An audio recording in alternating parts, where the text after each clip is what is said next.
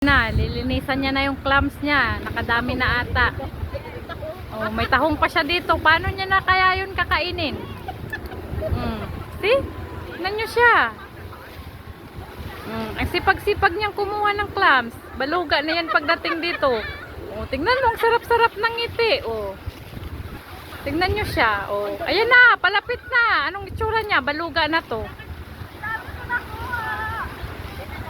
Yung ano mo, swimming mo? Nasaan na? Drawing. Patingin! Patingin! Wow! Ang lalaki! Patingin! Hoy! Ang lalaki! Oh. Hindi yan tahong, clams. Wow! Li, gusto mo Li? Ate tayo Li. Gagawin ko dyan. Ano itsura mo?